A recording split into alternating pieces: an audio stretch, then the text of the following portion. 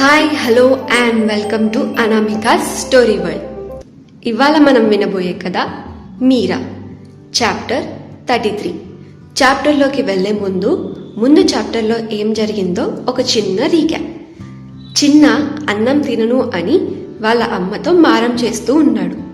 గౌతమ్ చిన్నాని పిలుస్తూ, రే చిన్న ఇక్కడ రా, నేను నీకు తినిపిస్తాను అని అన్నాడు. మరి తర్వాత ఏమైందో ఇప్పుడు చూద్దాం. నాకు వద్దు మామయ్య, నాకు చాక్లెట్ కావాలి, అమ్మ నాకు చాక్లెట్స్ ఇవ్వట్లేదు అని అన్నాడు చిన్న. నువ్వు ఇప్పుడు తినకపోతే నేను తీసుకొచ్చిన చాక్లెట్లన్నీ లాక్కుంటాను అని అన్నాడు గౌతమ్. అలా ఎలా లాక్కుంటావు, అవి నాకు కదా అని తన చిన్న చేతుల్ని తన నడుముపై పెట్టుకొని అన్నాడు.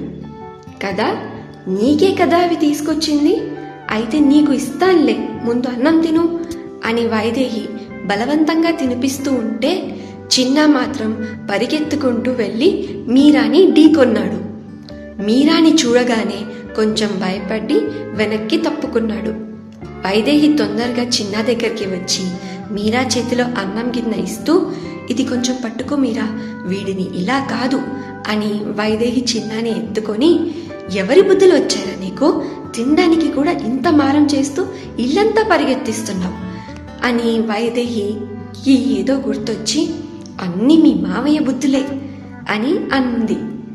ఇది వినగానే గౌతమ్ వైదేహిని చూస్తూ, నేనేం చేశానక్కా అని చిన్నపిల్లాళ్ళ అడిగాడు. మర్చిపోయావా, చిన్నప్పుడు నువ్వు చేసిన నిర్వాకాలు దీనికన్నా ఎక్కువేలేరా, అవి చెప్పుకుంటూ పోతే ఈ రోజు సరిపోదులే కానీ ఇప్పుడైతే తిను అని అంది వైదేహి గౌతమ్ చిన్నప్పటి విషయాలు తలుచుకుంటూ. ఇది విని చక్రి ఇంకా సీతాలక్ష్మి నవ్వేశారు. ఇది బాగుంది, మీరు కొట్టుకుంటూ మధ్యలో నన్ను అంటున్నారు అని అన్నాడు చిన్న పిల్లోళ్ళ గౌతమ్.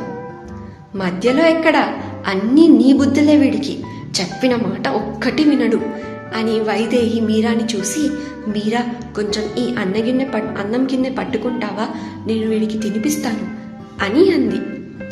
సరే వదినా అని సైలెంట్గా అక్కడే పక్కన నిలబడింది. మీరాని చూసి చిన్న చాలా భయపడిపోయాడు. అందుకే మీరా అక్కడ ఉండడం వల్ల వాళ్ళ అమ్మని ఏడిపించకుండా తొందరగా అన్నం తినేశాడు. అమ్మయ్యా, తినేశాడు. ఇంకా ఎవరి దగ్గరికి వెళ్తావో వెళ్ళు, నాన్న దగ్గరికి వెళ్తావో తాత దగ్గరికి వెళ్తావో నీ ఇష్టం, వెళ్ళి ఆడుకో అని వైదేహి వాడిని ఒడిలో నుంచి దింపేయగానే చిన్న పరిగెత్తుకుంటూ వెళ్ళి గౌతమ్ని గట్టిగా పట్టేసుకున్నాడు. ఏమేం చిన్న అని గౌతమ్ అడగగా చిన్న వెంటనే మీరా వైపు చూశాడు. చిన్న మీరాని చూసి భయపడుతున్నాడు అని గౌతమ్కి అర్థమైంది. అప్పుడే తనకి ఒక ఆలోచన వచ్చి, నువ్వు మీరాని చూసి భయపడుతున్నావా అని అనగా చిన్న తన తల ఊపేశాడు. ఈ ప్రశ్న వినగానే చక్రవర్తి చిన్నాని చూశాడు. ఏంటి మీరా, ఇలా భయపెట్టేస్తారా చెప్పందరినీ అని అన్నాడు గౌతమ్. నేనెప్పుడు చిన్నాని భయపెట్టాను, నేను అసలు మాట్లాడను కూడా మాట్లాడలేదు కదా అని అంది మీరా. మరి ఎందుకు చిన్న అంతగా భయపడుతున్నాడు నిన్ను చూసి అని అడిగాడు గౌతమ్. నాకేం తెలుసు, వాడినే అడుగు, నేను వాడితో ఆడుకుందామని ఎన్నిసార్లు అనుకున్నానో, కానీ అసలు వాడు నా దగ్గరికే రాడు అని అంది మీరా. మరి అంతగా భయపెట్టేశావు నువ్వు వీడిని, ఇక్కడ వచ్చి నువ్వే అడుగు ఏంటి విషయమో అని అన్నాడు గౌతమ్. నేను ఎవరిని భయపెట్టను అని గౌతమ్ అన్న మాటలకి మీరాకి కొంచెం కోపం వచ్చి గౌతమ్ దగ్గరికి వెళ్ళి, నేనేమి భయపెట్టాను అని అడిగింది. చిన్న చూడు ఎలా భయపడుతున్నాడో అని గౌతమ్ చిన్న వైపు చూసి, రే చిన్న, నువ్వు చెప్పు, ఎవరిని చూసి భయపడుతున్నావు అని అడిగాడు. అత్త అని నెమ్మదిగా అన్నాడు చిన్న. చెప్పాను కదా నిన్ను చూసి భయపడుతున్నాడు అని అన్నాడు గౌతమ్.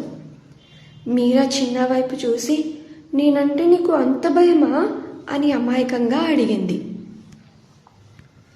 చిన్న తన తలని అడ్డంగా ఊపుతూ, లేదు, కానీ నువ్వు అప్పుడప్పుడు అరుస్తావు కదా, దానికి భయం వేస్తుంది, అందుకే నేను నీ దగ్గరికి రాను అని అన్నాడు చిన్న.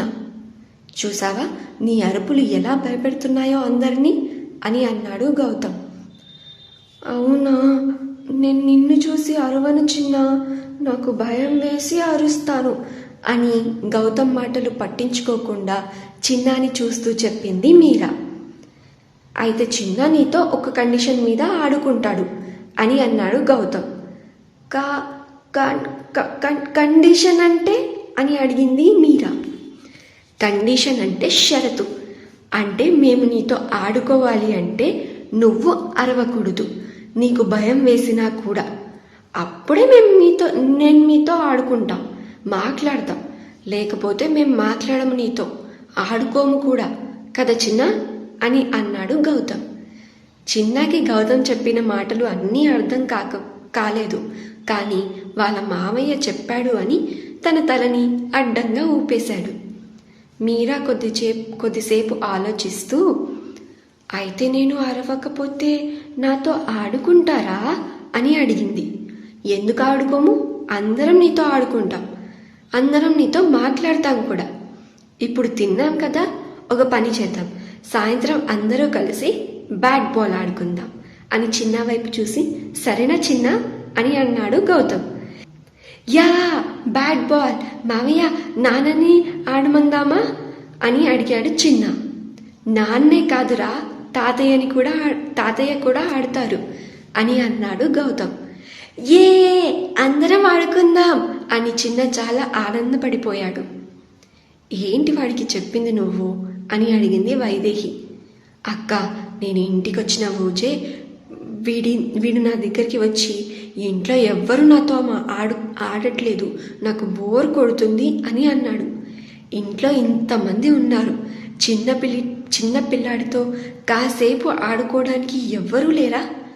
మావయ్య కూడా కొంచెం బయట మాటలతో బ్రేక్ దొరుకుతుంది, ఆయన కూడా బయట మాటలు ఆలోచించడం మానేస్తారు కాసేపు అని రంగయ్య గౌతమ్కి పంచాయతీలో ఏం జరిగిందో మొత్తం చెప్పడంతో రాజారావు గారు ఇప్పుడున్న పరిస్థితి ఏంటో గౌతమ్కి బాగా అర్థమైంది.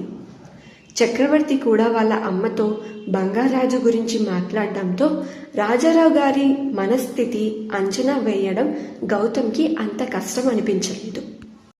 రాజారావు గారు ఇప్పుడు ఆనందంగా ఉంటేనే ఆయన దగ్గరికి వెళ్ళి మీరా గురించి అసలు తెలుసుకోవాలి అనుకున్నాడు గౌతమ్. అందుకనే చిన్న పేరుతో అందరినీ ఒక చోట చేర్చాలనుకున్నాడు. అంతేకాకుండా మీరాకి కూడా చేంజ్ ఓవర్ ఉంటుంది అని అనుకున్నాడు. మరి ఈ ట్రిక్ పనిచేస్తుందా తెలుసుకుందాం నెక్స్ట్ అప్డేట్లు. మరెక్కడో కాదు, ఈ ఛానల్లో అనామిక స్టోరీ వరల్డ్, మీ అనామికతో. ఈ కథ మీరా వింటూనే ఉండండి. ఈ కథని మీరు పూర్తిగా చదవాలి అనుకుంటే డిస్క్రిప్షన్లో లింక్ ఉంది, దాని మీద క్లిక్ చేసి పూర్తి స్టోరీని చదివేయండి. అలాగే ఈ స్టోరీ నచ్చితే లైక్, షేర్ అండ్ సబ్స్క్రైబ్ కూడా చేయండి. Thank you for listening. Bye bye.